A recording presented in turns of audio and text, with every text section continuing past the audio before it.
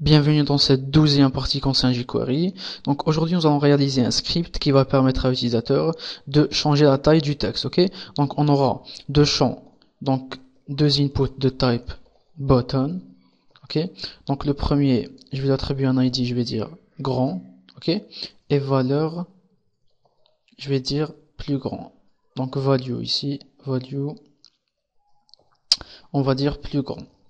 Ok, et un deuxième input type button, ok, ID, je vais dire petit, donc petit, et value, je vais dire plus petit, c'est-à-dire si l'utilisateur clique sur le bouton plus petit, le texte va se rétrécir, ok, et s'il clique sur le bouton plus grand, le texte va s'agrandir. Donc on va créer notre texte, et je vais dire ici du texte, ok. Donc si j'actualise ici, j'ai effectivement mes deux boutons qui apparaissent et mon texte qui est juste en dessous. Donc on va s'occuper de notre func.js. Donc toujours document ready. Ok. Donc on démarre notre function. J'ouvre et je ferme. Donc on va sélectionner notre bouton avec l'ID grand. Ok. Donc si l'utilisateur clique sur ce bouton, on va pouvoir donc agrandir le texte. Donc l'événement clique.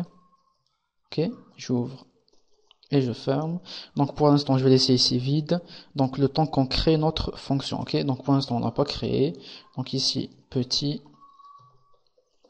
Donc idem click. Donc function.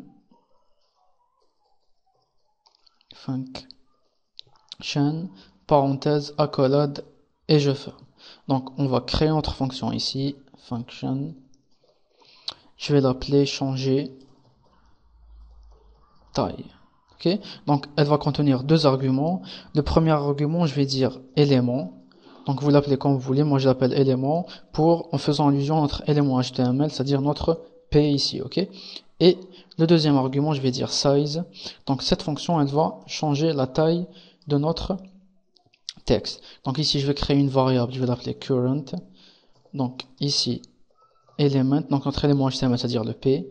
.css. Donc la propriété CSS qui va se charger de changer la taille du texte, c'est donc font size. Ok. Donc ici, j'appelle ma fonction. Donc changer taille. Donc le premier argument, comme je l'avais dit, c'est le P. Ok. Et le deuxième argument, puisqu'ici c'est grand, je vais dire bigger.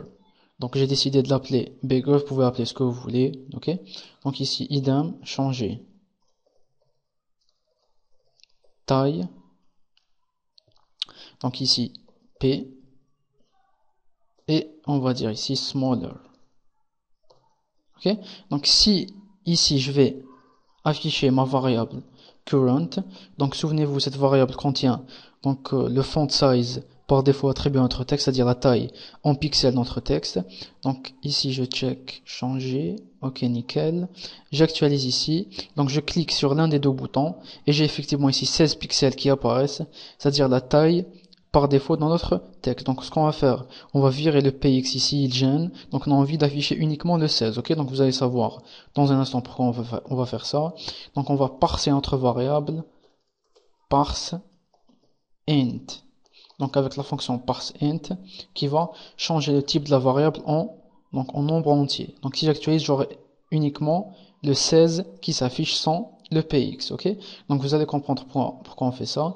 Donc ici, je vais dire if size, c'est-à-dire si la taille est égale à bigger, on va faire quelque chose. Else if size est égal à smaller, on va faire autre chose. Ok. Donc ici, si la taille est égale à bigger, donc on le retrouve ici, souvenez-vous. Donc on va créer une variable, je vais l'appeler new size. Ok. Donc variable est égale new size, elle est égale à notre variable current, donc qui contient la taille en pixels, c'est-à-dire le 16 px, et on va lui rajouter 15 par exemple, ou on va dire 20 pixels, pour qu'il s'agrandisse. Ok, donc voici l'utilité de parse int, et ici idem var new size, ok, current, et cette fois-ci on va dire moins 20. Ok, donc pour